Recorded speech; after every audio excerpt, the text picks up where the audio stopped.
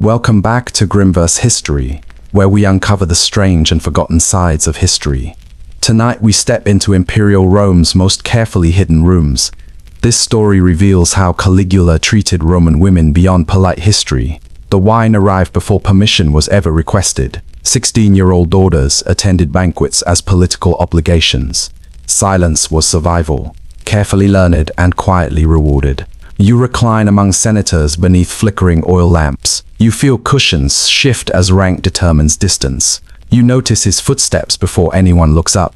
You understand something important without words. If this quiet truth holds your attention, leave a gentle like, subscribe to Grimverse History.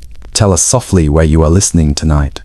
Rome always listened before it spoke now. Dim the lights around you. Let modern noise withdraw without resistance. Slow your breathing as marble halls take shape. Imagine silk, wine, and waiting glances. It is Rome 37 years after Christ. Caligula reigns, young, adored, and newly untouchable. Power does not shout here. It summons politely, then keeps records. You first hear his name spoken softly, not with fear, but with relief. Caligula arrives like morning after a long storm. Rome remembers his father before it remembers him. Germanicus walked with soldiers not above them. Crowds loved him with an uncomplicated devotion. You would have loved him too. He smiled easily, stood beside legions, accepted dust. His death felt unfinished, almost personal. Agrippina the elder carried that memory forward. She stood among troops while expecting children. Rome watched and told itself a story. That story mattered more than facts. It spoke of discipline, lineage, and moral return. People needed something steady to lean on. When Tiberius finally disappeared into memory, the Senate did not argue or hesitate. They reached for a familiar shadow. Caligula was young, untested, and perfectly placed. His nickname sounded harmless, almost affectionate. Little Boots did not sound dangerous. You stand among the crowd during his arrival. You feel relief moving faster than caution. Political prisoners walk free, blinking in daylight. Grain stores open their heavy doors. Taxes ease their grip without explanation. Games fill the calendar with noise. You notice how quickly forgiveness arrives. 7 months feel generous, almost generous enough. Rome exhales, convinced the worst has passed. Animals fall in numbers too large to imagine. Priests work overtime without complaint. Caligula smiles through all of it. He funds spectacles, restores traditions, listens publicly. He looks like a man trying very hard. You sit at dinners where laughter returns. Wine tastes lighter than before. Conversation stretches without fear of informants. Rome calls this restoration. Youthful excess explains every combination. You tell yourself power softened him. You tell yourself lineage guarantees restraint. You believe this because belief feels necessary. The Senate applauds. Loudly and often applause replaces oversight quite smoothly. No one misses what oversight used to require. You feel something almost gentle here. The empire feels younger than it is. Memory cooperates when optimism asks politely. Caligula stands as proof of continuity. A bridge between Augustan myth and present comfort. People want bridges more than warnings. You begin to notice how expectation shapes reality. When Rome expects kindness, it interprets generously. Silence fills gaps where questions should live. This is how beginnings disguise themselves. They arrive wrapped in relief and gratitude. They ask very little at first. You realize something quietly human tonight. Hope is not foolish, just vulnerable. It deserves care, not blind faith. Rome chose a symbol, not a safeguard. Symbols feel safer than structures. That choice rarely announces consequences. The cushions remain soft. For now the lamps burn steadily without flicker. Everything feels fine until it does not. Belief builds momentum before evidence ever arrives. That is its strength and its weakness. History notices later, usually too late. You learn this gently. Before sleep arrives, the most dangerous rulers begin as solutions. Rome learned that lesson repeatedly. Eventually, the fever ends quietly without ceremony or witnesses. Priests leave temples with unanswered prayers. Rome exhales, assuming recovery means restoration. You expect the man to return unchanged. You expect gratitude, restraint, maybe humility. Those expectations rest briefly, then dissolve. He wakes and something shifts without announcement. Not madness, not rage, not visible instability. The change feels procedural. Caligula begins speaking differently about himself, not louder, just more certain. Godhood enters conversation as a logistical detail. You hear it first in formal language. Statues receive instructions, not requests. Temples appear where gratitude once sufficed. This is not devotion demanded by force. It arrives framed as efficiency. Worship simplifies authority remarkably well. Eyes lower, voices soften. Agreement arrives early. Disagreement becomes an unnecessary risk. All courts return quietly reopened. The treason tribunals resume their patient work. They require no crimes, only interpretations. You sit closer to silence than safety. Words feel heavier before leaving your mouth. Even praise carries the wrong weight sometimes. They invite participation gently. Attendance becomes proof of loyalty. You begin to notice new uses for old spaces. Rituals lose innocence and gain intention. Ceremony becomes instruction without explanation. The palace no longer hosts leisure. It hosts calibration. Every movement measures something unspoken. Banquets stretch, conversation narrows. Laughter arrives carefully, narrows, laughter. You watch how seating matters more now. Distance becomes a language everyone studies. 3 cushions mean something different tonight. Caligula does not command from a throne. He observes from reclining comfort. Power watches before it acts. You realize how the room teaches obedience. No orders shouted, no punishments announced. Everyone learns by watching consequences. Nothing feels like violence yet. Everything feels like choice. Somehow you understand that survival requires anticipation. You adjust behavior before being corrected. That is the system working properly. Politics moves indoors, behind curtains and cups. Public forums grow quieter without explanation. Decisions migrate. Even absence becomes suspicious. Caligula does not dismantle institutions. He repositions them comfortably. Power prefers rearrangement to destruction. The city still functions beautifully. Grain arrives. Streets stay orderly. Order often hides its price well. You sense the shift inside yourself. You think less about justice, more about timing. That is how systems settle. It is a reign of alignment. Everything moves toward one center quietly.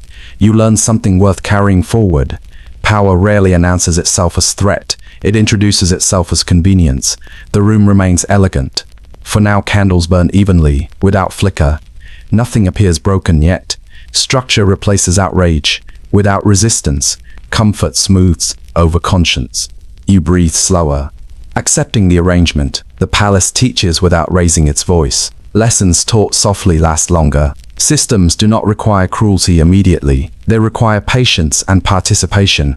That is the unsettling part. You leave the room unchanged. Outwardly inside, something has adjusted permanently. The invitation arrives, wrapped in courtesy, gold ink, careful wording, an honor implied. Attendance feels optional only on paper. You arrive dressed for gratitude, not defense. The hall smells of wine, oil, and warm stone lamps, soften faces and sharpen expectations. Women enter under the language of celebration. They are welcomed as symbols, not participants. Honor becomes a costume. Everyone pretends fits. You notice how the word summons disappears. Everything is phrased as favor, never command. Power prefers polite verbs. The emperor reclines, watching the room settle. Not the food, not the music, not the jokes. He watches reactions, timing, silence. You see a gesture made without urgency. A servant leans close, whispers, withdraws. A woman rises, because remaining seated feels dangerous. Conversation resumes before meaning catches up. Plates clink, laughter survives awkwardly. No one turns their head. You understand the rule immediately. Looking is allowed. Reacting is not. Witnessing requires stillness. Husbands and fathers learn a new posture. Eyes forward, shoulders relaxed, expressions neutral. You feel the calculation happening around you. Tessipan buys time, not safety. Refusal costs everything immediately. Attendant becomes a recorded action. Names are noted, absences explained. Memory is handled by secretaries. You realize how carefully the room is designed. No force visible, no threat spoken. Choice exists, but only in theory. The brilliance lies in implication. Everyone knows what resistance would mean. No one needs to test it. Women return altered in ways no one names, silk adjusted, eyes lowered, voices quieter. The room pretends nothing happened. You sense the weight settling on families. Shame does not stay private. It travels home into marriages and futures. Some begin to frame survival as strategy. Humiliation becomes temporary. Influence feels lasting. Hope reshapes itself into negotiation. The banquet becomes a marketplace of silence. What is offered is never spoken aloud. What is taken leaves no receipt. You watch how morality bends without breaking. People redoubt honor to keep functioning. Language adapts faster than conscience. The cruelty is not loud here. It is procedural, repetitive, efficient. That makes it harder to resist. You notice how women disappear from conversation, mentioned briefly, then replaced by wine. Erasure works best when unremarkable. Men leave these halls unchanged, outwardly inside.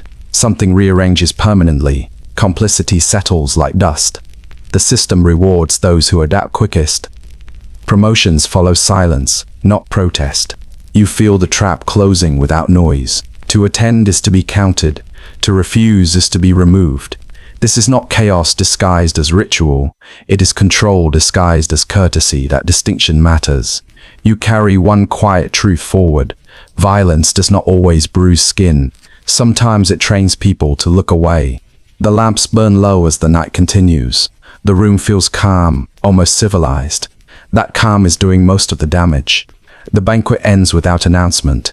Everyone leaves with something unspoken. History later calls this decadence. You recognize it as something colder, a system that survives on agreement, and agreement that looks like politeness. Silence does not enter the room accidentally. It arrives arranged, measured, and carefully maintained.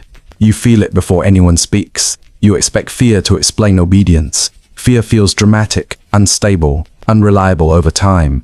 This system prefers something calmer. Caligula does not demand silence loudly. He designs conditions where speaking feels impractical. That difference changes everything.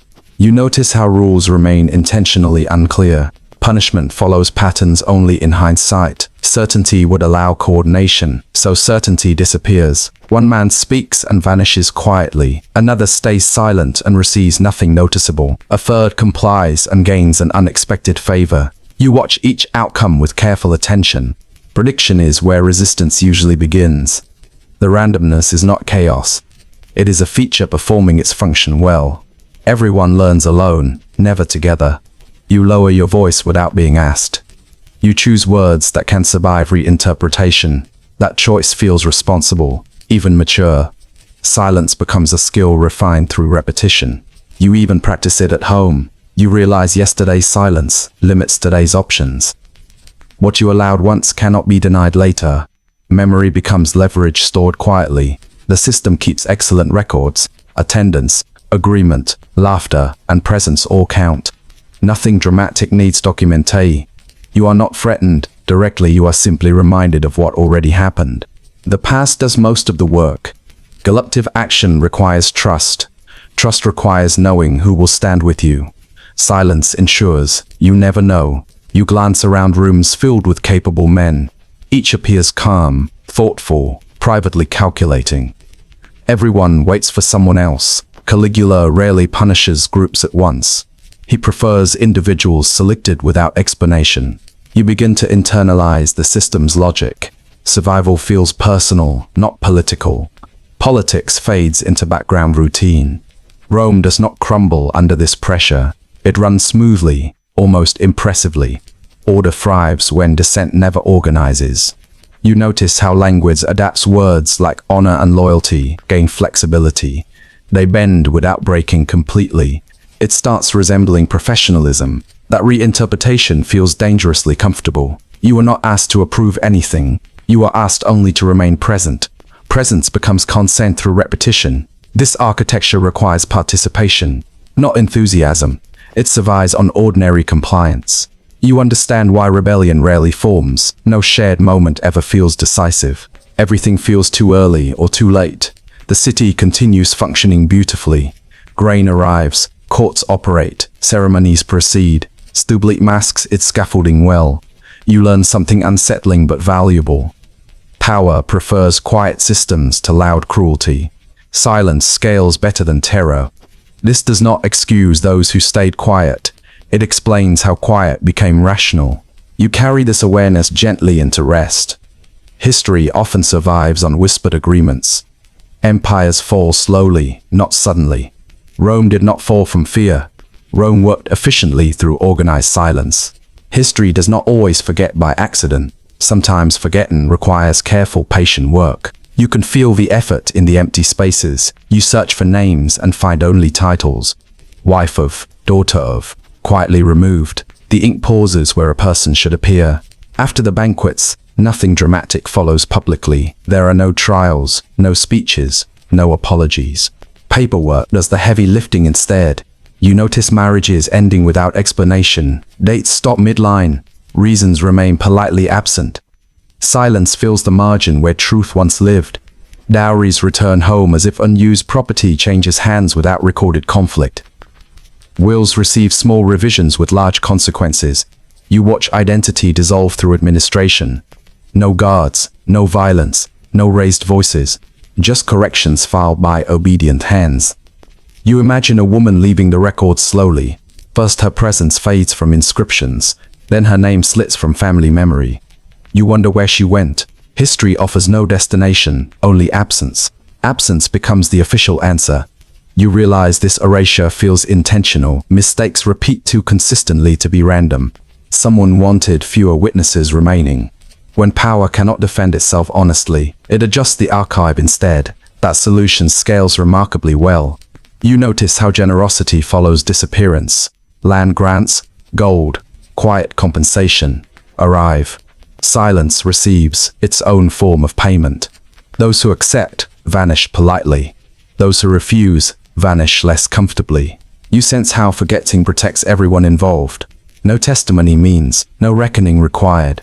The system breathes easier without memory. You understand why women rarely speak later. Speaking would require Rome to listen. Rome stopped listening long before. Names that survive do so accidentally. Marriage to emperors preserves a few fragments. Debt preserves others through notoriety. Most lives leave no such anchors. They dissolve between census lists and contracts.